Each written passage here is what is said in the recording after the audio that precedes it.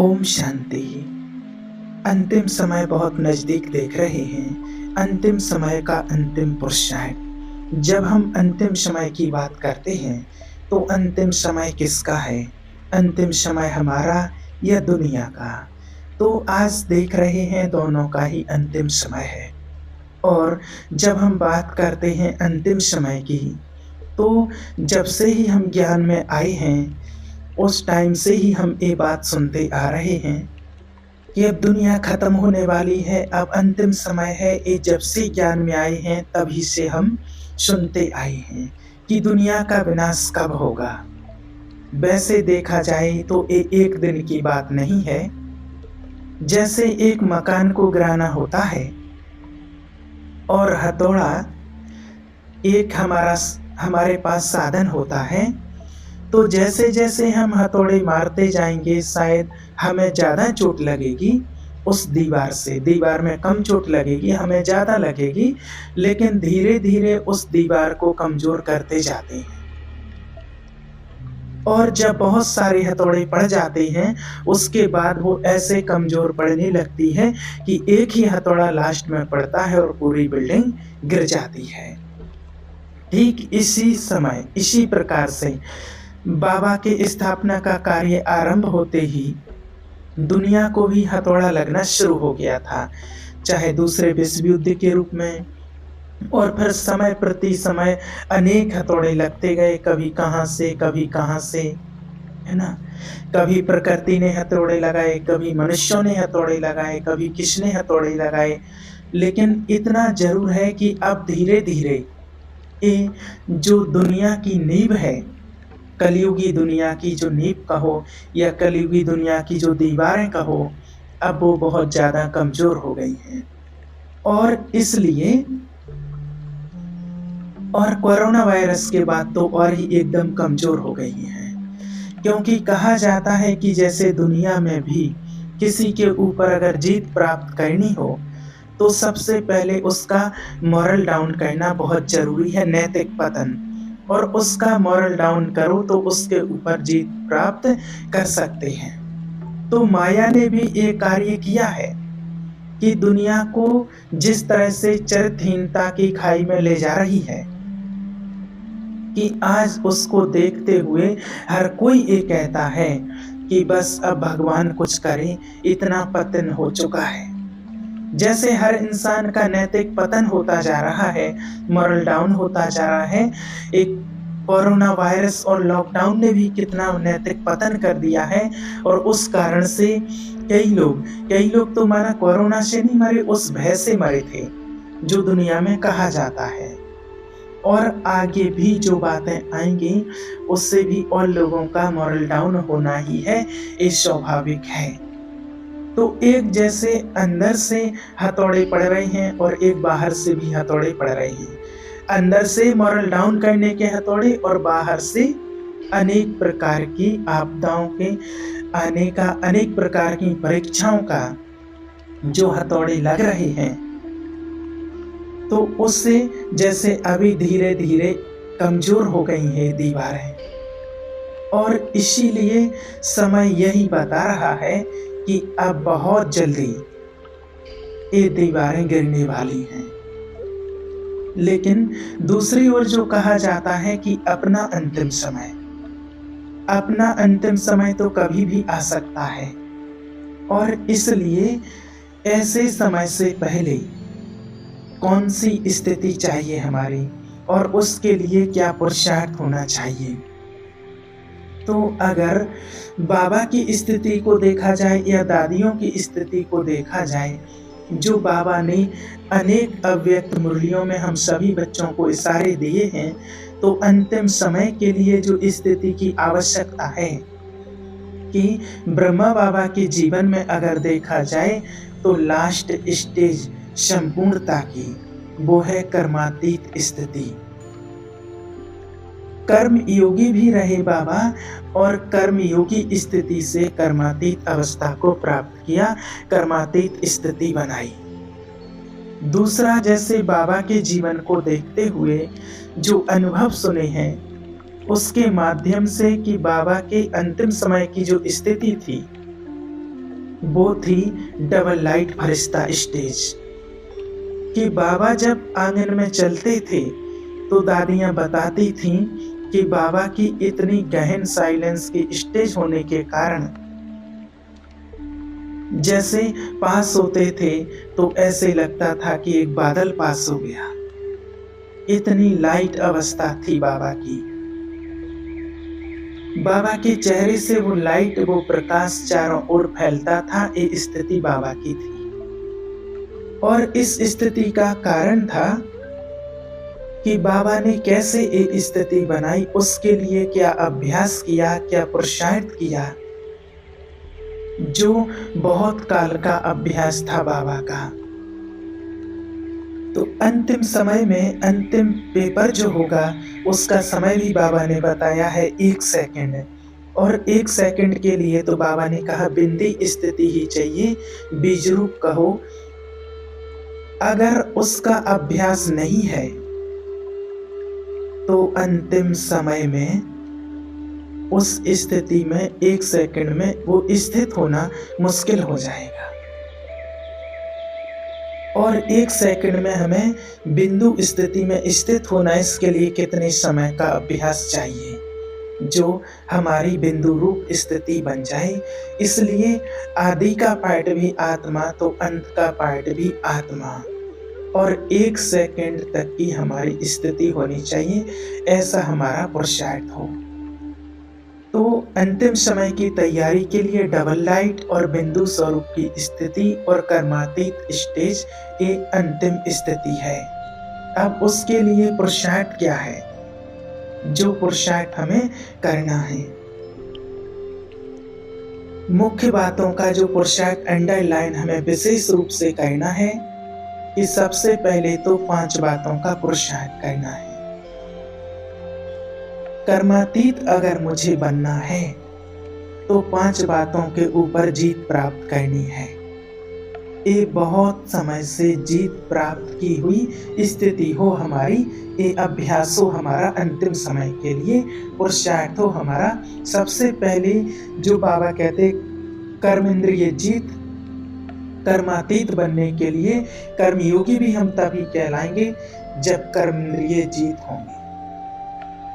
हमारी इंद्रियां कोई भी हमारे ध्यान को खींचने वाली ना हो।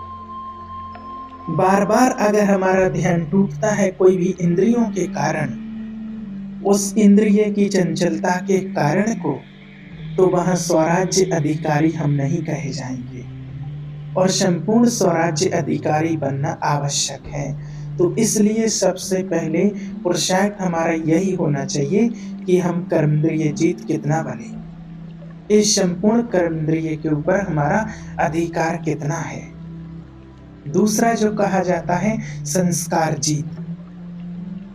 बाबा ने कहा है बच्चों को कि बच्चे, कभी कभी आपको लगता है कि हमने संस्कार के ऊपर जीत प्राप्त कर लिया, लेकिन जो उसके सूक्ष्म स्वरूप हैं, क्या उसके ऊपर भी हमारी जीत हुई है।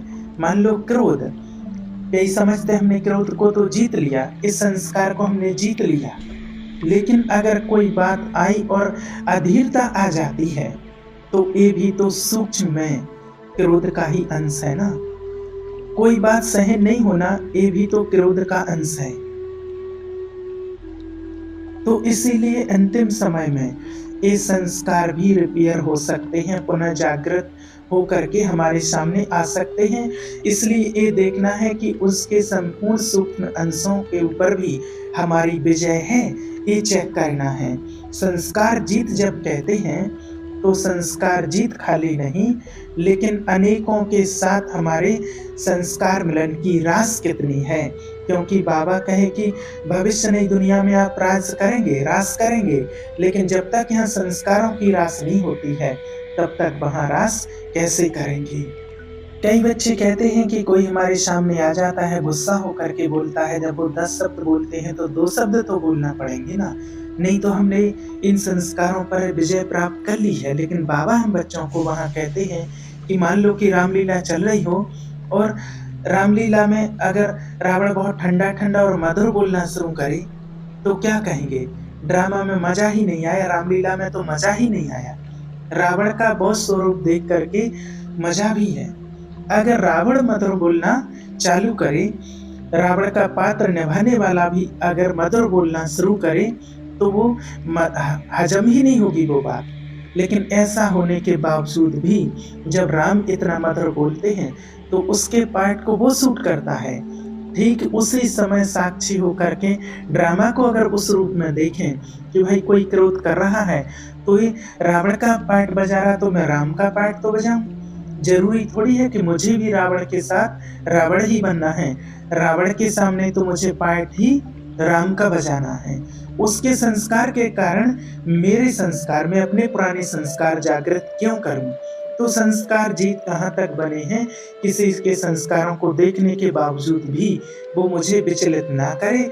इसको कहते हैं साक्षी दृष्टा का अभ्यास, कि ड्रामा की हर सीन को देखते हुए संस्कार जीत बनने के लिए साक्षी दृष्टा का अभ्यास बहुत जरूरी है। तीसरा है प्रकृति जीत। प्रकृति जीत होना, एक है स्वयं की प्रकृति और दूसरों की प्रकृति नेचर, अपनी नेचर, दूसरों की नेचर, क्योंकि संस्कार के साथ ये बहुत गहरा संबंध रखती है, और बाहर की प्रकृति। तो अपनी नेचर पर जीत प्राप्त करनी है, तो अपनी अनादि नेचर या आदि नेचर को हमें इमर्ज करना है।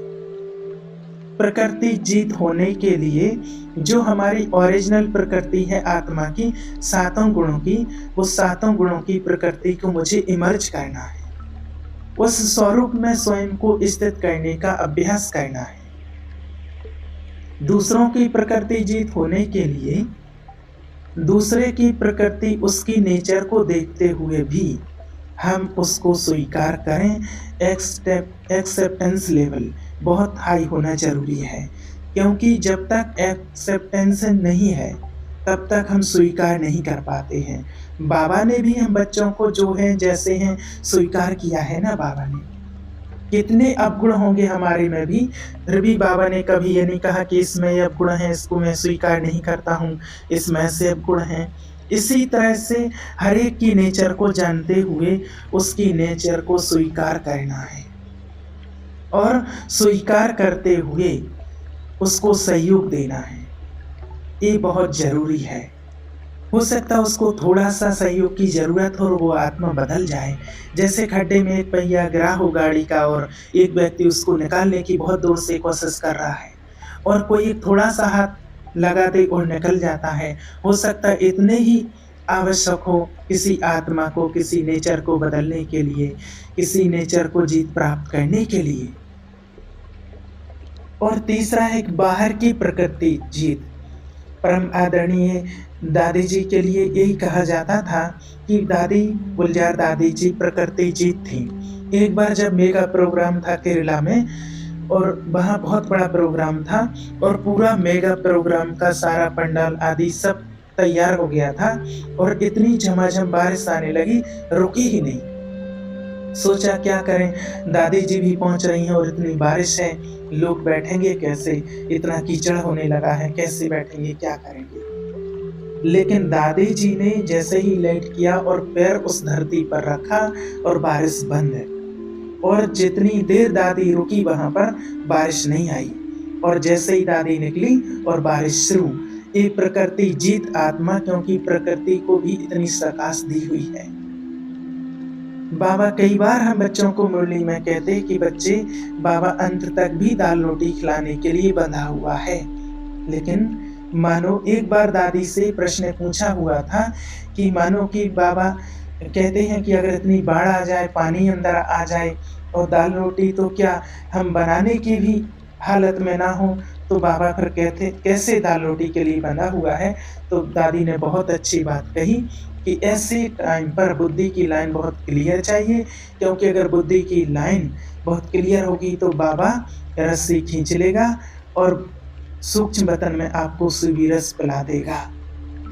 जैसे शुरू में जब दादियाँ जाती थी बतन में, सुबी रस पी करके आती थी, और फिर नीचे उनको कुछ खिलाने के लिए, खाने के लिए कहो, ये खा लो, वो खा लो, ये P low, juice P low, तो ब्राह्मणियाँ जैसे दादी को पिलाने जाती थी, दादी जूस पी लो। अब जिसने सुबी रस पिया हो ऊपर, वो कहते थे इच्छा नहीं है, इच्छा नहीं है, मन इतना भरपूर हो गए थे कि पीने की इच्छा ही नहीं रही फिर उसके बाद। तो ऐसे ही अंतिम समय बाबा दाल रोटी तो क्या सूही रस पिला करके भी भरपूर कर देगा, जो नीचे आने के बाद दाल रोटी खाने की इच्छा नहीं होगी, और इस तरह से हमारा जीवन चलेगा। प्रकृति जीत आत्माओं से कहा जाता है कि जहाँ बाढ़ आ रही हो और जहाँ आपके पैर हो वहां से पानी ऊपर ना आए, उसे कहा जाता है प्रकृति जीत आत्मा। और ऐसी हालत में भी दाल रोटी बना करके खाएंगे, इसीलिए कहा जाता है प्रकृति जीत, यानी कि जिसने अपनी प्रकृति को जीता, अपनी कमजोरियों को जीता, उसको कहा जाता है प्रकृति जीत। और उसको बाहर की प्रकृति को सहज होगा जीतना, और उस प्रकृति को जीतना, जीत कर भी अंतिम समय कोई बेचैनी में प्राण छोड़ना पड़े, कोई बाबा की याद ना रहे, ऐसा नहीं होगा। ये सब कुछ प्राकृतिक जीत आत्मा के लिए सहज हो जाएगा। चौथा जैसे कहा, कर्मेंद्रिय जीत, प्रकृति जीत, संस्कार जीत, और चौथा क्या है, माया जीत। माया जीत, हर विकारों के ऊपर सहजता से जीत हो, माया भी हिम्मत ना करे अंतिम समय हमारे सामने आने की, क्योंकि ये तो प्राकृतिक जीत आत्मा है, और इस जीत आत्मा को मैं क्या कर सकती हूँ। जैसे दादियों के जीवन को देखते हैं कि माया ने भी किसी भी प्रकार से माया परेशान नहीं कर सकती है, किसी भी प्रकार से। और जिसकी ये कर्मेंद्रिय जीत है और प्राकृतिक जीत आत्मा है, तो वो फिर माया जीत आत्मा तो बन ही जाती है। लेकिन इन सब का आधार है निद्रा जीत। बिना निद्रा जीत के चारों जीत होना संभव नहीं है। इसीलिए कहा जाता है कि इन चारों बातों के ऊपर जीत पाने के लिए निद्रा जीत होना बहुत आवश्यक है, क्योंकि अभ्यास करने बैठते हैं और नींद आ जाती है। तो जब तक निद्रा जीत नहीं है तब तक ये चारों बातों को जीतना असंभव है। इसलिए विशेष पुरुषार्थ आवश्यक है अंतिम समय के लिए। दूसरी बात, पहला पुरुषार्थ एक है पांचों बातों पर जीत प्राप्त करना, और दूसरा पुरुषार्थ है कि जो बाबा हम बच्चों को कहते हैं कि अंतिम समय की तैयारी के लिए पहले स्वयं में देखो मेरा जमा का खाता कितना है। अगर जमा ही नहीं है, बैंक बैलेंस ही नहीं है, तो आगे जाकर के क्या करेंगे। और 3 जमा के खाते की बात बाबा ने जरूर की है।